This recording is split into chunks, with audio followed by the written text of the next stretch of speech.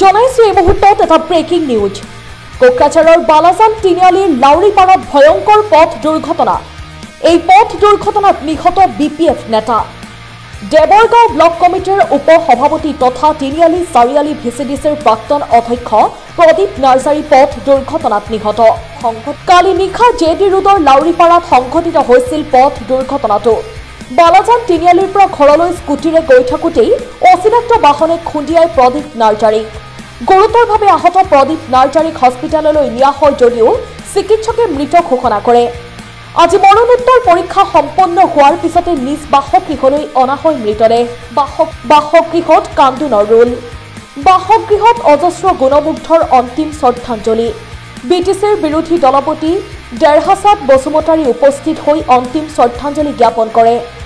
মৃত্যুৰ সময়ত প্ৰদীপ নাৰ্জাৰীয়ে পত্নী, দুই পুত্ৰ আৰু অজস্ৰ গুণমুগ্ধক ইহ সংসাৰত এৰি থৈ যায়।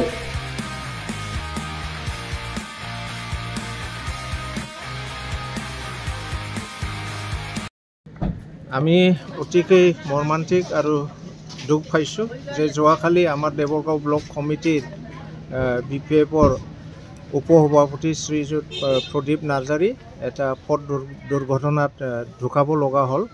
আমি নাজানো কোন গাড়ীতে মাৰি গ'ল, কিন্তু এখেতে ৰাস্তাত পৰি আছিল আৰু সেই সময়তে ৰাস্তা দি যোৱা মানুহকেইটা খবৰ পাই পেলাই আমি আহিলোঁ। তাতে আহি দেখিছোঁ যে আঘাতটো বহুত গুৰুতৰ আছিল আৰু মূৰত আঘাত লাগিছিল আৰু ভৰি দুটাই ভাঙিছে। আমি নাজানো যে এখেতে এনেকুৱা হঠাৎ দুৰ্ভাগ্যজনকভাৱে মৃত্যুবৰণ কৰিব লাগিব বুলি আমি আশা কৰা নাছিলোঁ। এখেতে একদম চিনচিয়াৰ এটা বিপিএফ ৰাজনৈতিক দলৰ ৱাৰ্কাৰ আছিলে। আৰম্ভণিৰ পৰাই এখেতে বহু কাম কৰি আহিছে। আগত এখেতে ভিচিডিচি চেয়াৰমেনো আছিলে তিনিআলি চাৰিআলি ভিচিডিচিত। আৰু আজি আমি পষ্টমৰ্টেম কৰাৰ পিছত আজি ঘৰলৈ লৈ আহিলোঁ ডেড বডিটো। আৰু আজি অন্তিম যি কাৰ্য আছে এই অন্তিম কাৰ্যৰ কাৰণে এতিয়া কবৰস্থানলৈ লৈ যোৱা হ'ল।